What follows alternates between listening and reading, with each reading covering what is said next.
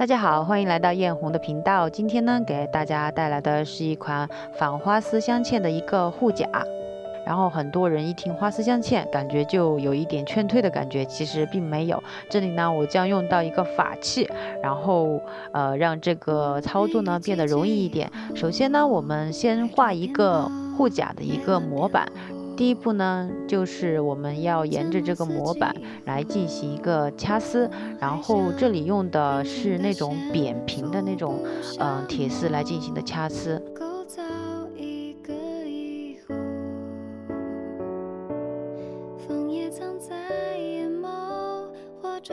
接头的地方用这种景泰蓝专用的一个掐丝的一个胶水来粘贴。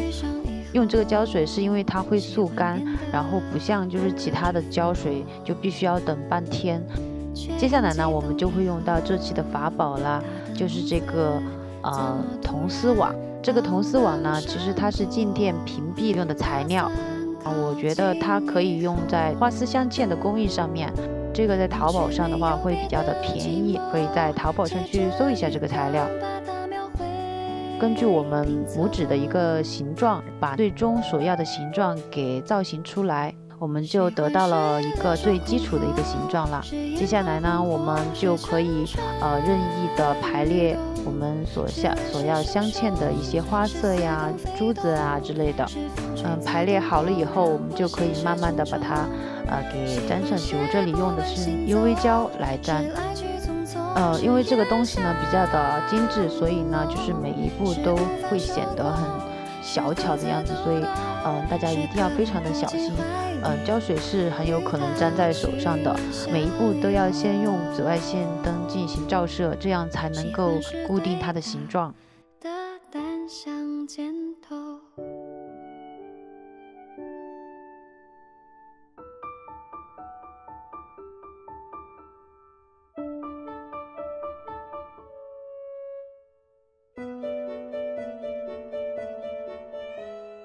做完主体之后，我们再来做我们的点缀部分，就是用很小很小的一些珍珠或者是一些小的一些米珠来做点缀。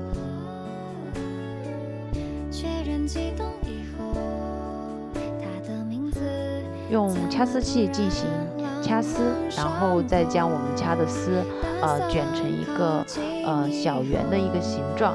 然后将这些小圆也装饰到我们的护甲上面去。小圆的中间可以点缀一些米珠，这样会显得比较的精致。我这里呢用的是一个绿松石和一个橙色的一个米珠的一个搭配，这样的话就比较有一种清朝的一个效果。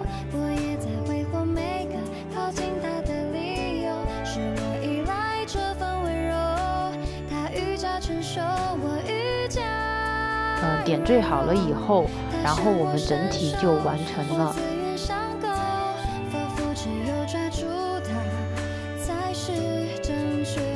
非常的感谢大家给这对护甲进行命名，最后呢就以点赞数最多的这个命名来命名成金丝嵌宝镂空如意护甲。这个名字非常的大气哦，宝贝们都很有文采。对于我这个理科生来说，取名真的是太难了，太难了。再把整体在紫外线灯下去照射，一定要照射20分钟以上，这样的话就上面的 UV 胶它才能够完全的凝固。为了保护我们的护甲呢，我们最后再上上一层透明的指甲油进行封层就可以了。